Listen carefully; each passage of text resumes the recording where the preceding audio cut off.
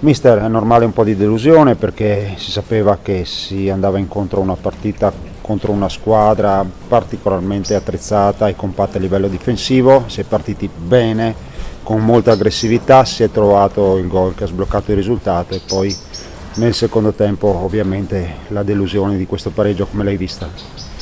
Ma noi sapevamo, come hai detto te, di incontrare una squadra attrezzata, quindi sì, delusione, ma l'Altavilla ha sicuramente creato problemi a più di una squadra. E per quanto riguarda il Mestre, appunto abbiamo detto che è partito sicuramente molto bene, molto determinato, poi forse nel secondo tempo è mancato qualcos'altro per poter riuscire a recuperare il risultato di vantaggio, insomma, diciamo così. A mantenere il vantaggio. No, secondo tempo abbiamo perso un po' di distanze e sicuramente come spirito oggi non ho visto la squadra che avrei voluto vedere. Abbiamo avuto tuttavia delle situazioni che potevamo fare meglio su un campo che poi è diventato molto pesante, dove era molto difficile gestire il pallone, quindi abbiamo avuto poi delle situazioni anche da palla inattiva che potevamo fare, no, potevamo fare meglio, che potevano essere anche buone opportunità, ecco. Però sapevamo di incontrare comunque una squadra che è la terza miglior difesa, quindi dopo di noi, e quindi ha sempre concesso poco a tutti, e quindi dispiace aver preso quel gol su corner, perché sono state infatti due palle inattive a determinare poi il risultato. Mister, la prossima partita sarà un derby contro la capolista Treviso. Che reazione ti aspetti dalla tua squadra? Che squadra ti aspetti di vedere? No, nessuna reazione, perché la reazione si reagisce a situazioni spiacevoli. Io penso che se lei ha avuto l'opportunità, l'occasione, anche per sbaglio, di vedere la classifica e i risultati parlano di un girone dove c'è una squadra che sta facendo un campionato a parte e tutte le altre trovano le medesime difficoltà. Giusto per fare un esempio, lo stesso Charlins, che oggi ha pareggiato contro il San Luigi, aveva perso contro l'Obermais, vivono le nostre stesse difficoltà. Chi non le vive, facciamo i complimenti a loro, è il Treviso, che sta facendo un campionato a sé. Tutte le altre vivono un po' le stesse situazioni.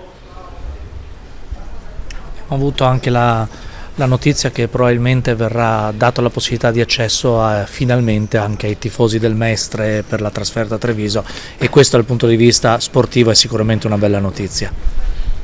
Questa è una cosa che ho sentito, non so se ci sia l'ufficialità, spero, insomma, anche perché per la categoria purtroppo a volte si vedono stadi spesso non pieni, e Mestre e Treviso invece hanno un grandissimo seguito, e sarebbe bello onorare un impegno così con una cornice di pubblico che merita questo tipo di incontro, ecco.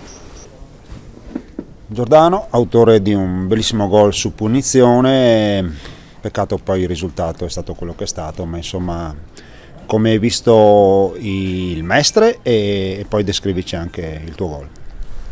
Ma è stata una partita intensa, sapevamo che loro era una squadra aggressiva che ci poteva mettere in difficoltà, è stata una partita tosta e il gol è stato un bel gol, sono stato contento di essermi sbloccato, però era meglio se portavamo a casa i 3 punti. Il gol, quello schema ti capita di provarlo anche in allenamento oppure ti è venuto così? Sì, li provi in allenamento, magari provi le punizioni, però se tiri e dici magari ci provi, e se va bene, se no ci riprovi la prossima volta. Un gol così bello a chi lo vuoi dedicare?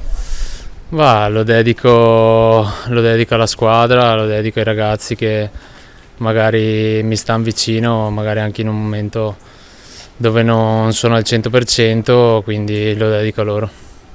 Domenica, sfida importante, ultima del girone di andata, in casa della capolista, come la vedete, come vi preparerete? È l'ultima partita dell'anno, sappiamo che partita è, non c'è bisogno tanto di prepararla sul campo, questa è una partita di cuore, di intensità, di voglia e di determinazione e di sacrificio soprattutto, quindi non serve prepararla tanto a livello di tattica, ma qualcosa che bisogna dare più di qualsiasi altra cosa e andare oltre l'ostacolo e portarla a casa.